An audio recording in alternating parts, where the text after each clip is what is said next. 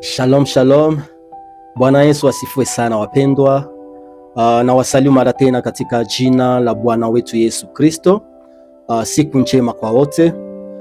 Ndio sisi ni huduma ya Wabdu Halisi. Nami kwa majina ni mwinjilisti kwa Bene Delphin, na nawakaribisha tena kwa neno la Bwana la siku ya leo, na tunaamini ya kwamba Bwana atatuzungumza tena kwa siku ya leo. Na kwa siku ya leo tutakuwa tukizungumzia juu ya neno ambalo linalosema tembea kwa imani na sio kwa kuona. Tembea kwa imani na sio kwa kuona. Basi acha tusome andiko matakatifu katika kitabu cha Wakorinto wa pili sura yake ya 5 na mstari wake wa 7. Tunasoma yayo maandiko matakatifu inasema, kwa maana tunatembea kwa imani na sio kwa kuona.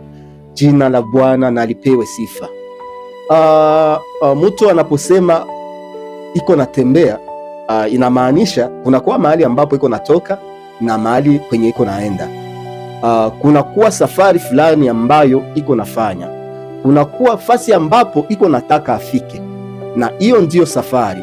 Na katika hiyo safari ndio maandiko matakatifu iko natuambia seme tukwe natembea kwa imani na sio kwa kuona, kwa sababu katika safari kuna kuwaka miba, kuna kuwaka mchoko, kuna kuwaka vivunja moyo, kuna kuwaka kurudishwa nyuma. Lakini ukitembea kwa imani kuna kuwaka kitu kingine ndani ya maisha yako. Na imani ni nini? Maandiko matakatifu katika kitabu cha Waebrania sura yake ya 11 na mstari wake wa 1 inatuambia imani ni nini. Maandiko matakatifu inasema imani ni kuwa na hakika ya mambo ya tarajiwayo, ni bayana ni demonstration ya mambo yasiyoonekana. Bwana Yesu asifiwe sana.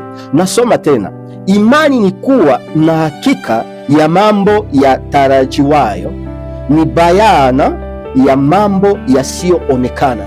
Niliongelea hapo nikasema ya kwamba bayana ni Kiswahili ngumu, lakini ndio kusema demonstration. Inamaanisha nini? Inamaanisha imani ni uwezo fulani, ni sauti unayosikia ndani mwako inayokuitikishia kama vitu ambavyo unavyokuwa ukivingojea tayari uko navyo.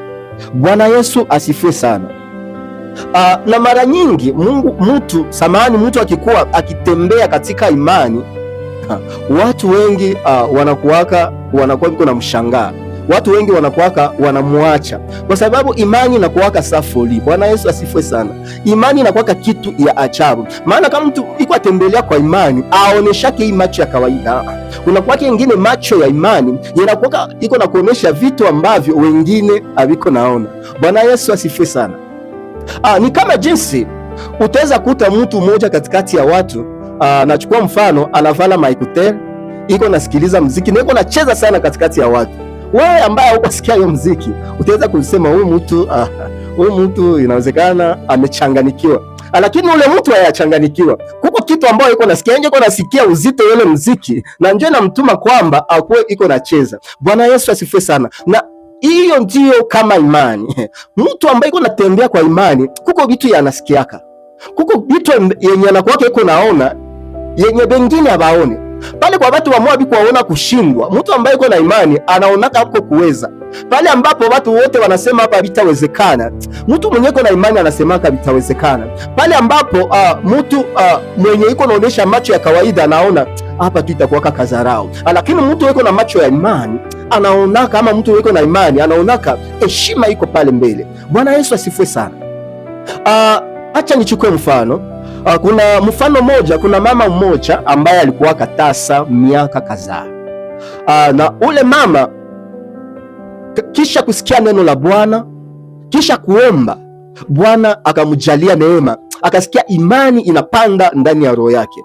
Na huyo mama pamoja alikuwa katasa, akaenda msoko, akanunua vitu vyote ambavyo vinaendana na kuandaa mtoto. Akauza vitanda, akauza manguo, vitu vyote akaviuza. Akanunua kwa wengine Kiswahili, akavileta nyumbani mwake, akaviandaa hapo tu. Ijapokuwa akukuwaka hata dalili ambayo inaonyesha kwamba huyo mama ataweza kupata mtoto. Alikuwa sazunguruka kwa hospitali, wanamwambia kwamba kwa gisi tunaona haviwezekani wewe kupata mtoto, lakini ule mama kwa macho ya imani yeye akaona mtoto atapatikana, na akakuwa katika hiyo imani pamoja na kuomba na kukiri mazuri, akaendelea kukiri katika maombi yake kusema mtoto kwa jina la Yesu nitampata. Na kupitia hiyo imani yake siku moja Bwana akamtendea aliyo mema na akapata mtoto. Hiyo ni habari ama hiyo ni hadithi ya kweli ambayo nawe itaweza ikakutia moyo kusema ya kwamba usitembee kwa kuona bali utembee kwa imani. Na tunasema imani ya kwamba ni kukua na uhakika ya mambo ambayo unayotarajia ya kwamba uko nayo. Bwana Yesu asifiwe sana. Tunakuwa ingine habari katika kitabu cha Hesabu. Ukisoma katika kitabu cha Hesabu sura yake ya 13 hapo, ukisoma hapo kunakuwa habari ambayo inayosema siku moja Mungu akazungumza na Musa, akamwambia Musa, tuma watu waende wakapeleleze mji wa Yeriko. Na Musa akaandaa vijana 12 wanaotoka katika taifa 12 ya wana wa Israeli, na wakaenda kupeleleza Yeriko. Na walipofika wakaangalia vitu ambavyo walionaka, wakaona watu wa ajabu ajabu, watu wakubwa, wakaangalia mji mzuri sana. Lakini pamoja na kuangalia kwa sababu objectif yao ama lengo yao ilikuwaka siku moja wachukue mji wa Yeriko kwa nguvu zao. Na walipofika wakaangalia, wakasema ni mji mzuri, lakini venye tunaona hapa, acha tu tuangalie. Na maandiko matakatifu inasema wakarudi.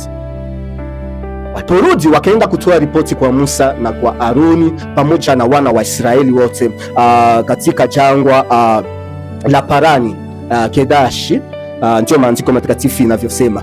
Na walipokuwa wakitoa hiyo habari, wamoja wakasema, wandugu, tusahau tusahau ile nchi juu watu watuliona amo ni watu warefu sana wenye nguvu.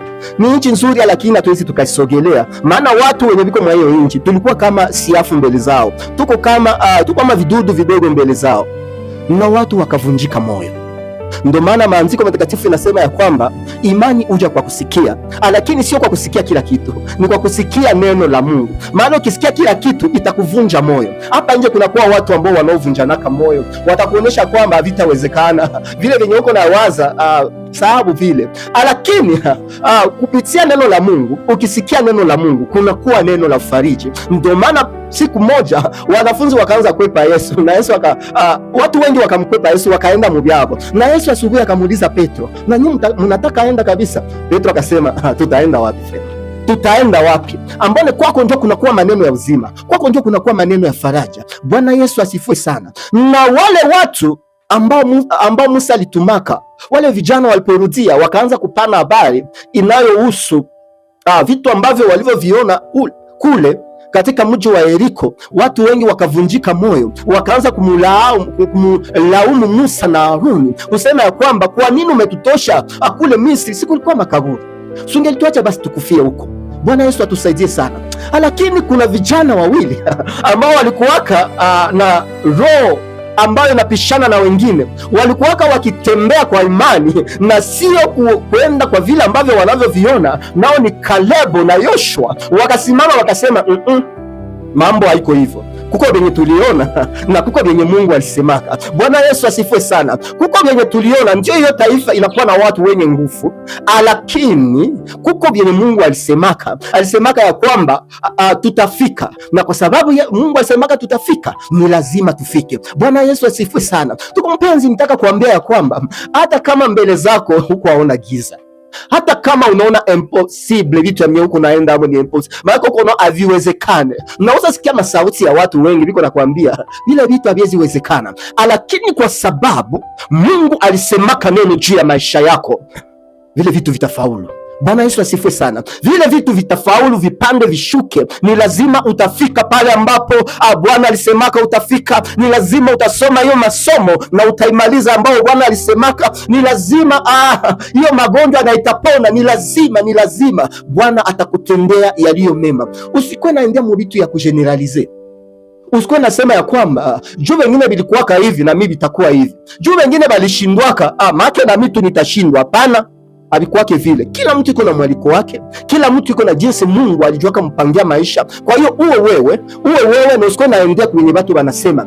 Enda sawasawa na jinsi Roho wa Bwana iko nakwambia, enda sawasawa na jinsi Roho wa Mungu iko na kuzungumuza. Ujue muda wako ni nini. Inawezekana huu ni muda wako, lakini watu wiko na kudistract kusema habitawezekana. Wale watu ambao wiko nakwambia vile biko naendea kumacho, biko naendea kwenye biko naona, biko naenda kwa imani. Wewe uko na imani. Sasa jinsi uko na imani, tembea kwa imani. Usiende kubile benye biko nasema.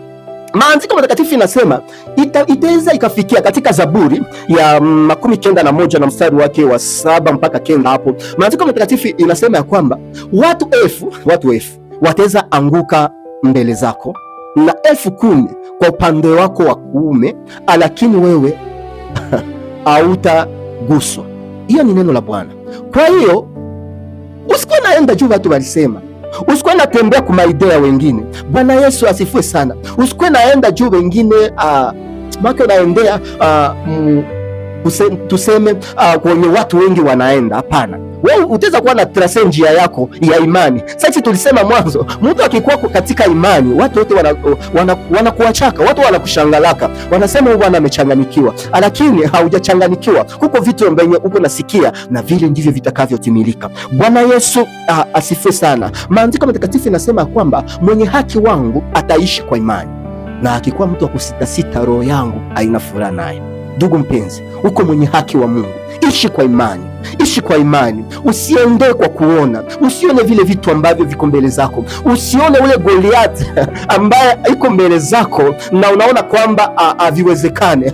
Bwana atakusimamisha uwe Daudi na ataanguka chini katika jina la Yesu Kristo. Usione vile vitu vya ajabu ambavyo viko mbele zako. Yeriko iliangukaka tu kwa kuzunguruka. Bwana Yesu asifiwe sana. Tukirudi nyuma, Farao alipokuwa akiwafuata wana wa Israeli, wakafika mbele ya bahari ya Shamu na wakajiuliza litakuwa wakaona haviwezekane, lakini walikuwa wakisababu ya kwamba biko natembea na yule ambaye ndiye njia. Bwana Yesu asifiwe sana. Ule ambaye akosake njia anafanyaka njia mahali ambapo hakuna njia. Bwana Yesu asifiwe sana. Ndugu mpenzi, tembea kwa imani, usitembee kwa macho. Hapana vile venye uko naona, vile venye uko naona vitakudistrae. Kuko kitu ambacho iko nyuma ya ile giza ambayo uko nayo, uko mwanga.